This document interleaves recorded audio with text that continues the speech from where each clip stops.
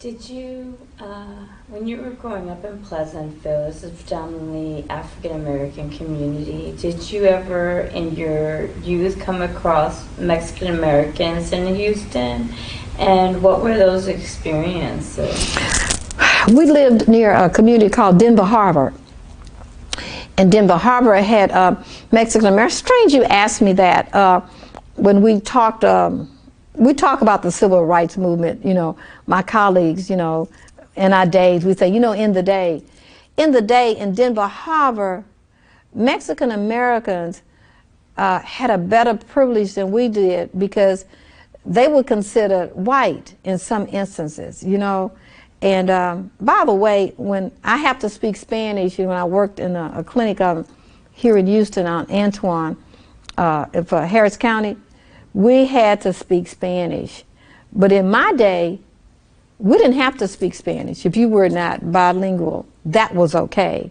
But of course, mind you, we were not integrated either.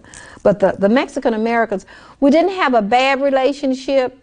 They were just considered more white than we were.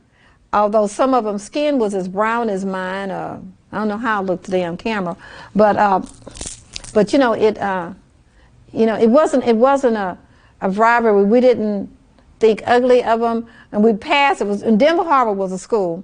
Was it Reagan? I can't even think of the name of the school. Was it Reagan or whatever? And we'd pass over the railroad track, and we'd get to Wheatley, and we'd say, I can't go to that school. And I thought their schools were much better looking than ours. And guess what? Now today, as when the 60s came in, late 60s, and you know, there was no barrier then. And then they say, I said, boy, we wanted to go to that school and we couldn't even go. We had to go back across the track to get to Phyllis Wheatley. And I don't think we were envious of it, but it was just a matter that their school looked better than ours, you know. Never did go inside of it. We were just looking at the outside of a building.